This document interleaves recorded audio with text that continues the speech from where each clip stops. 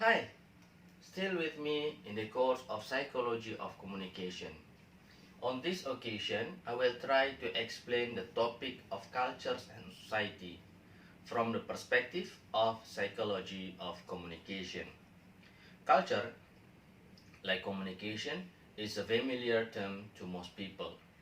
It can be defined as complex combination of common symbols, knowledge, folklore, customs, language, information processing patterns, ritual, habits, and other behavioral patterns that link and give a common identity to a particular group of people at a particular point in time.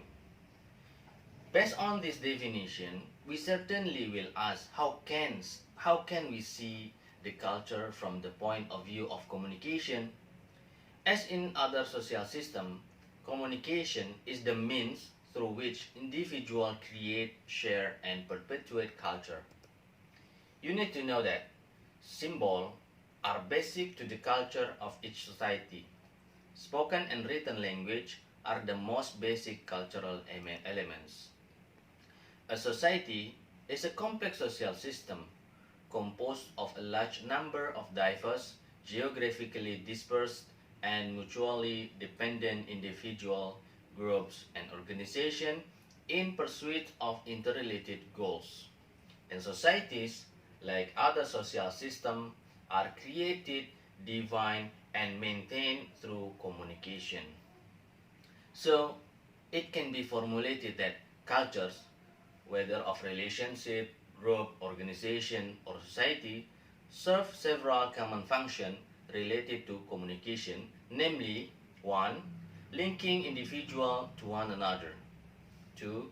Creating a context for interaction and negotiation among members, and 3.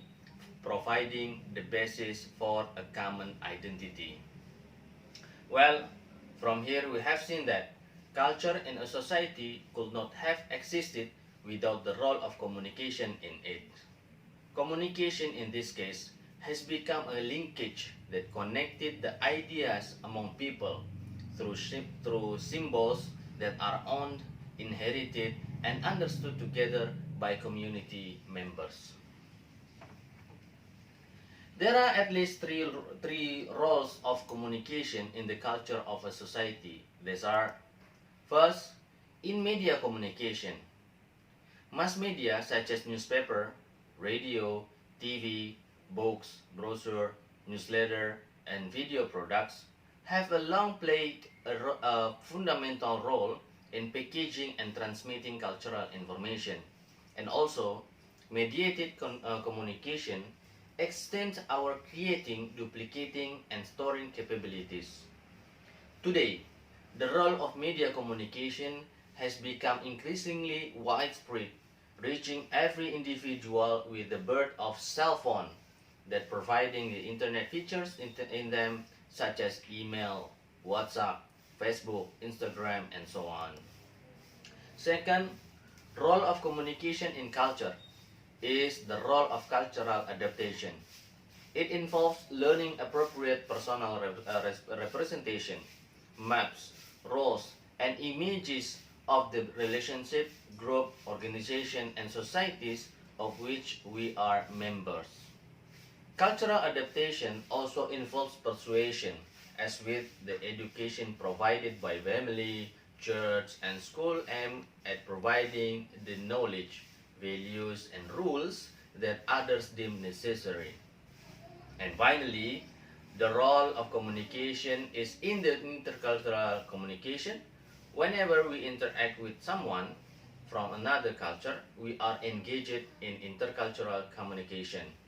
In any communication situation, each person brings unique symbols, meaning, preferences, and patterns that reflect the many cultures of which they have been part of the course of their lifetime.